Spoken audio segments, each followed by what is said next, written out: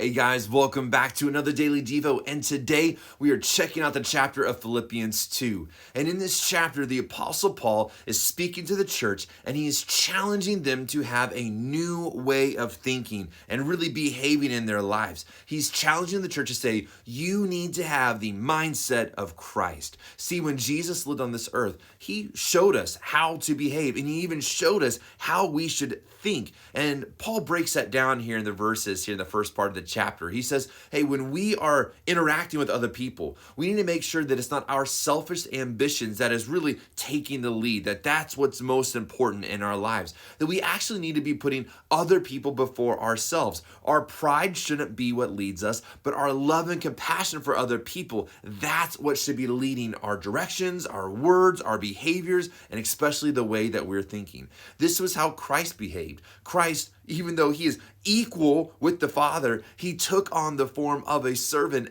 and loved other people and put other people's interests and needs before his own, all the way to the point of dying on the cross. This was the example of Christ. So should be the way that the church behaves today. So for you and I today, we too need to listen to what Paul is saying and follow the example of Christ. That we need to have a mindset that says, hey, my selfish ambitions, that's not what needs to be first. I need to make sure that I'm thinking of others even before I think of myself. Now, does this mean that you are worthless and that you don't matter and that your needs don't matter?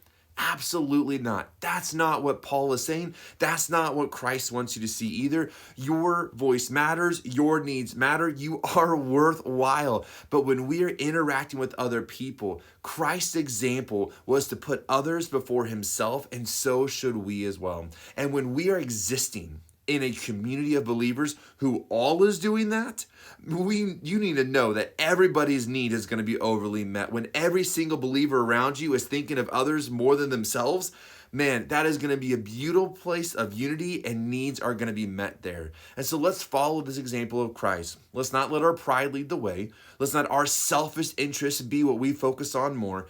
Think of others before ourselves. And when you live in a community that is doing that, oh, that is going to be the most beautiful life possible. Christ lived a different sort of life so that we could live a different sort of life. And so I want you to make sure that you are embracing this life that God has made available to you, and let's move forward together. Hey guys, know I love you, but Jesus loves you more. See ya.